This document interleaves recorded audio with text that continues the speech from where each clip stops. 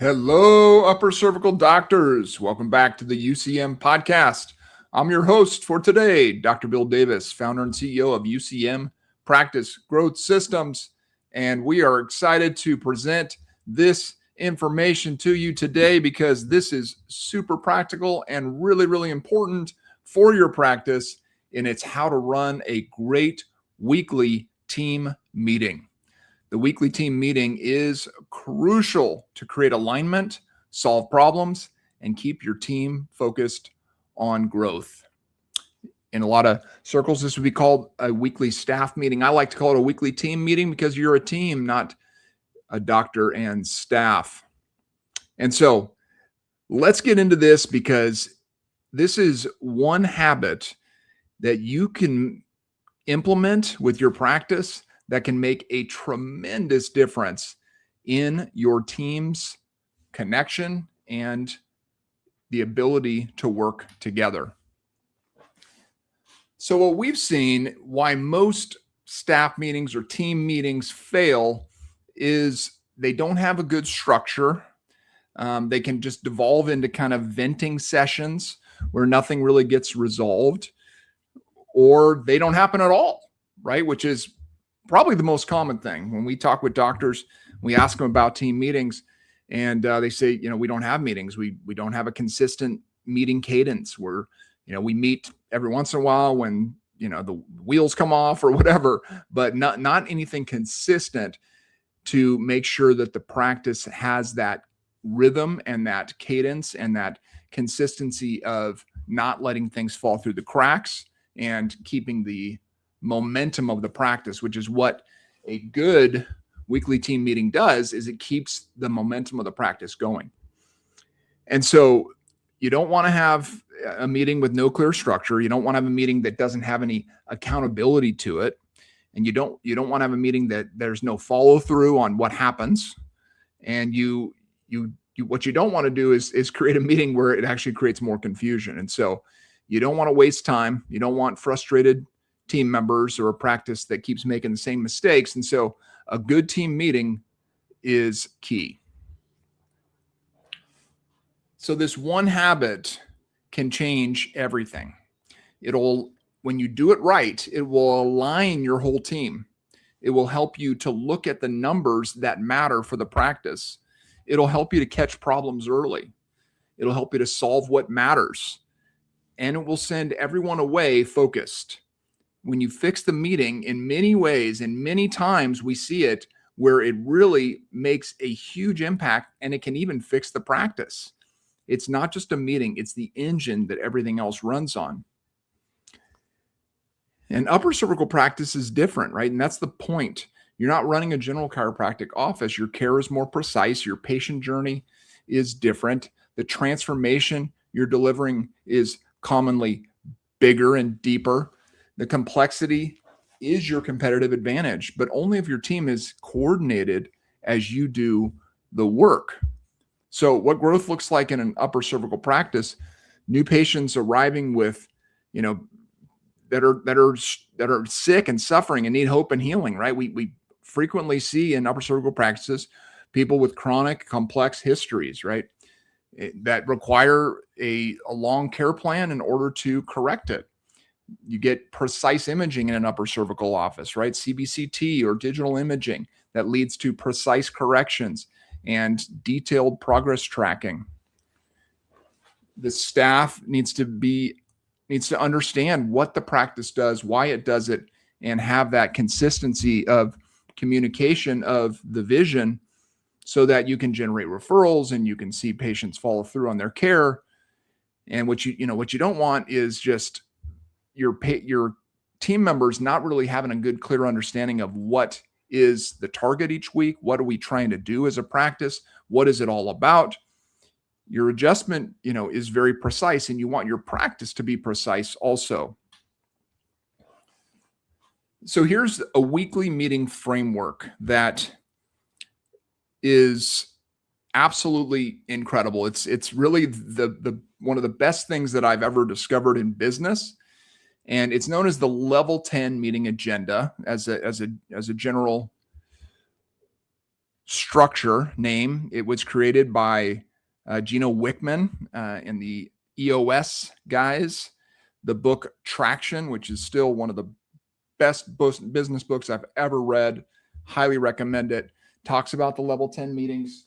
This is something that we've done in our business for well over a decade and has helped us tremendously. And it's something that we have then modified for upper cervical practices. And we've helped dozens and dozens and dozens of doctors implement the level 10 meeting agenda into their weekly meeting. And it has made a tremendous, tremendous difference. And so let's just quickly say the things that are in it, and then we'll go through them in detail.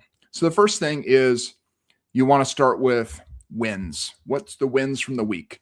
Talk about the good news. It can be personal or professional wins, whatever. Some practices will say everyone comes with a win, right? That's a great way to do it, especially with a small team. Everybody come with a win. And then you just go around, you share the wins.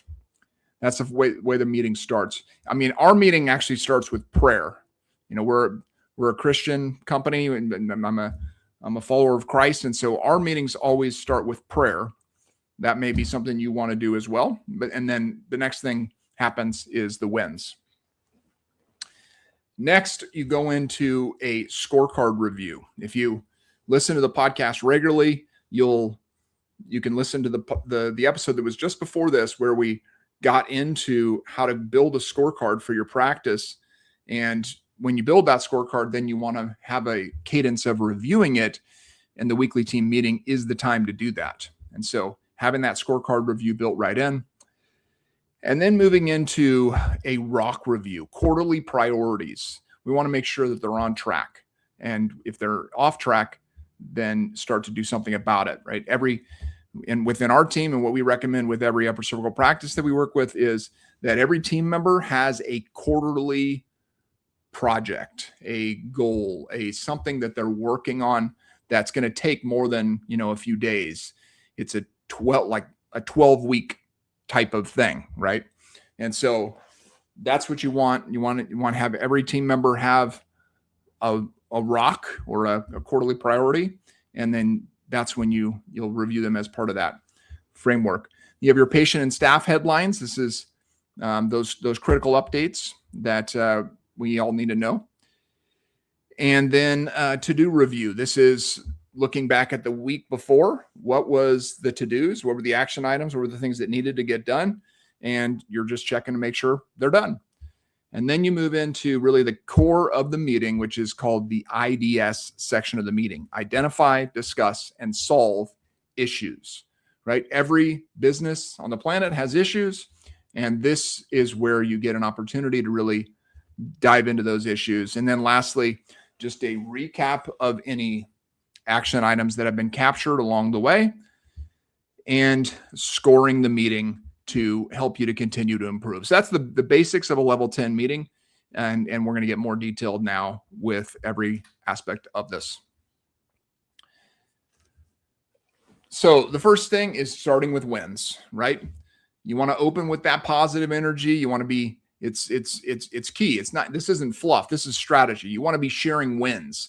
It primes the brain for engagement. It builds psychological safety. It reminds the team why their work matters. Every team member sharing one personal or professional win is huge and should be the way that a good team meeting starts. Personal wins could be something, a new baby sleeping through the night, or hit a personal fitness goal, or I finished a home project, whatever.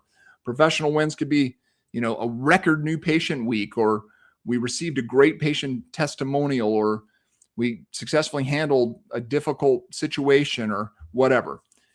This single habit done consistently will build a culture where team members feel seen, valued, and connected to the mission of the practice.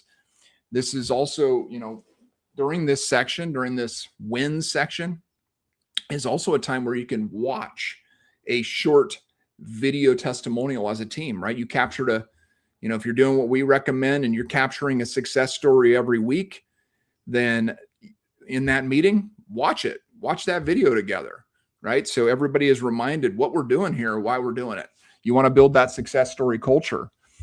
Or if there's a new review, you can also do that. Like you got a new Google review, let's read it as part of that. That's that part of that wins section of the meeting. Next, you move into the reviewing the practice scorecard, right? This is, and I don't know if I mentioned this, the whole meeting, you want the whole meeting to be about 60 minutes. Some offices will go to 90, but the shorter is always better. Our goal as a company, and we have a lot of team members, our goal is 60 minutes, right? And you can do a great meeting in 60 minutes. It helps you to stay more focused. I like 60 minutes, but some offices will do a 90-minute meeting, but not 2 hours. Keep it focused. So review the practice scorecard, right? So this is when you get into those metrics that matter, right? And we talked a lot about this in the last podcast. If you missed that, go back and listen to that one. But you want to look at your growth metrics. You want to look at your financial metrics, your operating metrics, all of this stuff that's in that scorecard, so you know what's going on with the practice. Then you move into, like I said, those quarterly priorities, those rocks. And usually this is, in the average office, if it's just you and a CA, then you both have a project that you're going to work on that in that quarter. If you've got multiple CAs or multiple associates, whatever, everybody has a project, something that they're working on to improve the practice. And so, it could be hiring a new team member. It could be like a retention project. How can we work on improving our retention? It could be, something like, hey, we want to launch a new website, right? Or we want to increase our referrals, right? Well, they could be different things, but having those focused things that as a practice, we've all agreed these are all really important, and each person owns one of those rocks.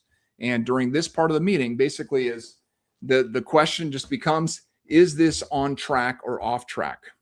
And if there's I did a podcast, I believe years ago, about how to create great quarterly priorities. 12-week year is what I believe it was called. If you want to go back and look for that podcast episode about the 12-week year, that's the structure we use to create great quarterly priorities, which includes your goal and your tactics and specific weeks that you're accomplishing the tactics in order to accomplish the goal. And so tracking that in a way so that you can see whether a rock is on track or off track is important as well. But that's the key here with this is it on track or not? Next, you move into headlines, right? This is patient headlines and team headlines, right? Patient headlines could be, man, we've got a difficult case. We have a patient who's upset. We have we've had an exceptional testimonial. We have a concern about a particular thing going on with a patient. We have a patient who's, who had a death in the family, or we had a patient who is getting married, or or graduating, or whatever. It's headlines. What's going on with your patient base, with your practice members, and really get a good understanding of that. Write those things down. Then the team headlines is what's going on with the team. Is there something coming up?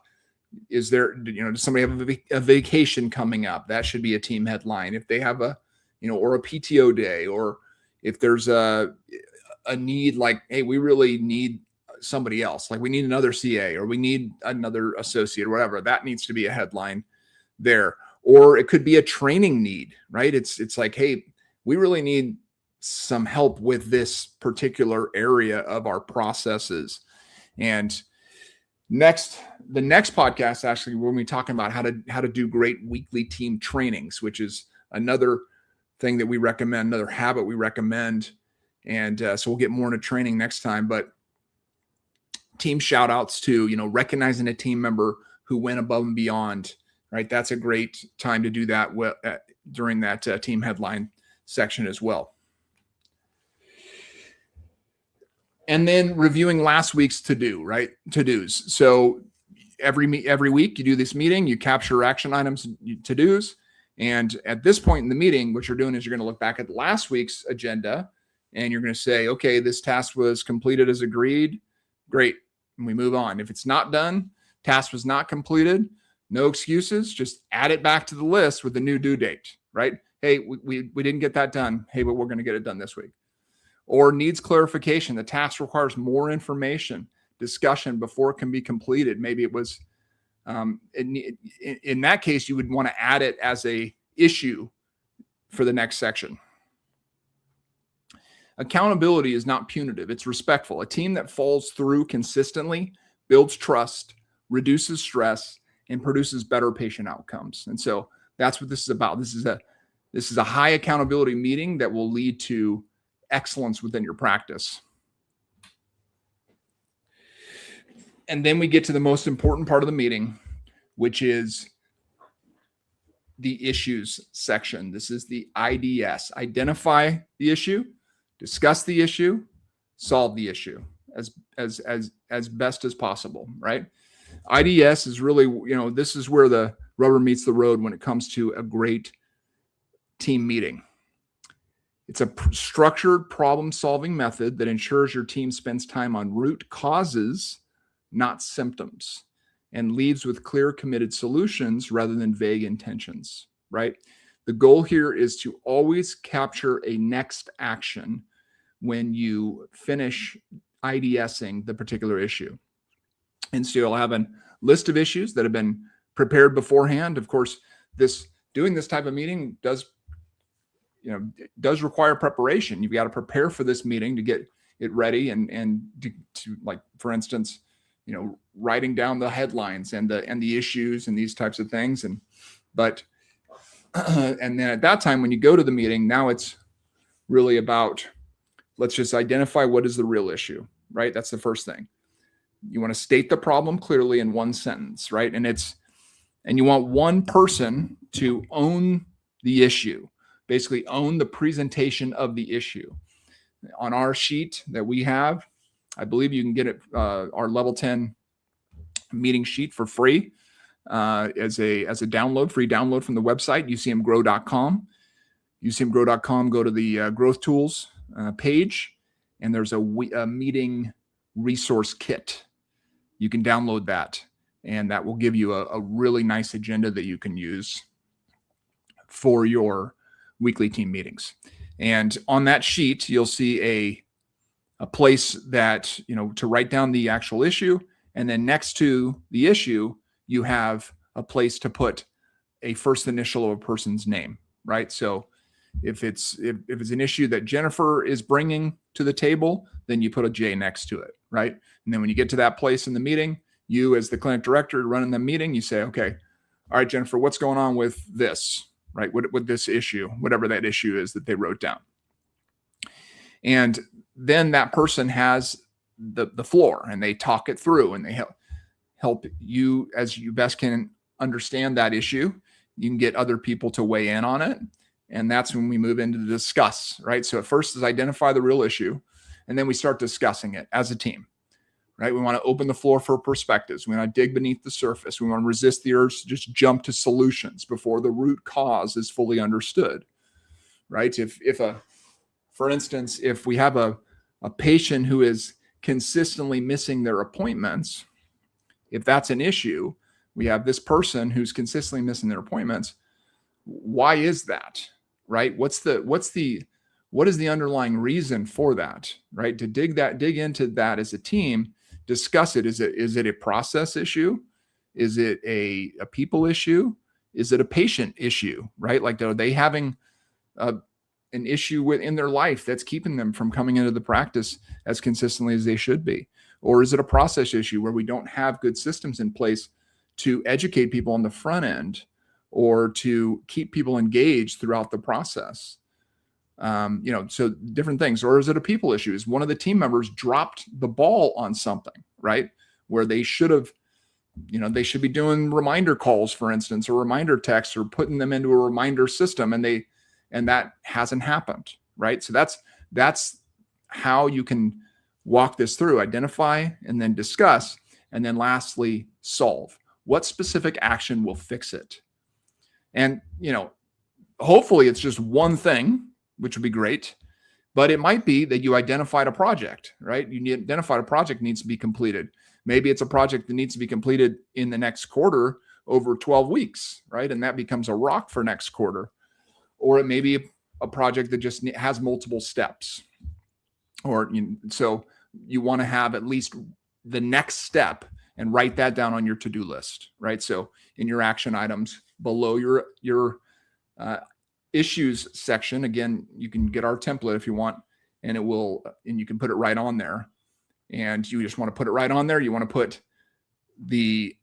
what is the action and who's responsible for it. Again, just, first initial is great, right? So if we're going to whatever, like in that circumstance, we're going to confirm that this patient is getting the reminders each week, whatever, or each appointment, before every appointment. We're going to talk to the patient about this particular situation and find out what the situation, what if there's something else going on that we're not aware of.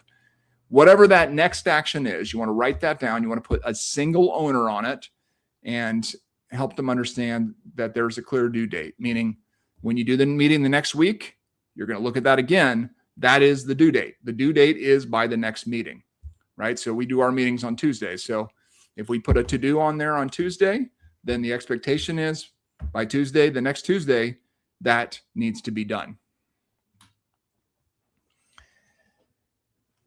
And then lastly, we're going to leave with clear action items. So we're going to recap the to-dos, right? So sometimes, like in our case with a bigger team, we have our leaders are only in the level 10 meeting. And so we have to distribute to other team members things that because they're not in the meeting, right? So if we have a team member that needs to do something as a next action, then we would do that. We would make sure that the leader is going to tell them to make sure they get that done and then hold them accountable to it.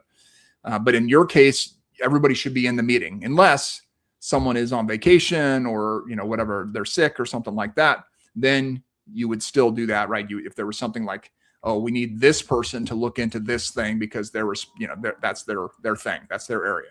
So then you would make sure that you assign someone to talk to that person who's not there as part of that to do. And so you want to make sure that you have a specific task, a single owner, and clear understanding of when it needs to be done, right? That's it, right? That's when you recap the to-dos. You say, okay, Jennifer's going to do this, and Dr. Davis is going to do this, and whatever, each person is going to do these things this week to get these things done. And then lastly, we rate the meeting, right? And you can have, a great thing to do is just have each team member rate the meeting. For instance, I always rate the meeting low if we run late. I can't stand it when we run late. And so I want us to be on time or early. And but you can have each team member rate the meeting on a scale of 1 to 10. That's where the level 10 comes from is you want to have strong meetings. You want to have 9 or 10 meetings, right? On a 10 scale, right? So you have each team member, just quick call it out. Rate the meeting. Jennifer, bam.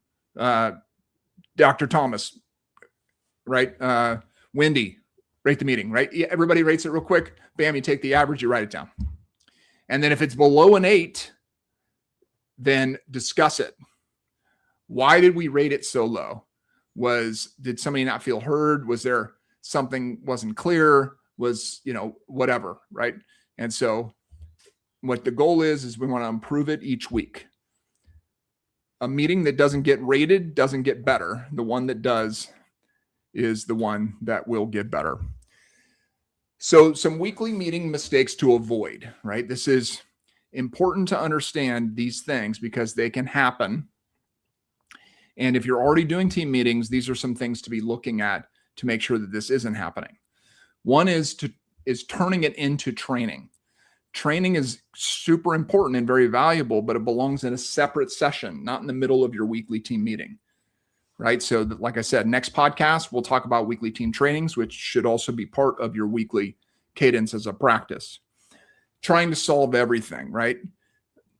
you really want to keep your issues list tight and short as possible. In our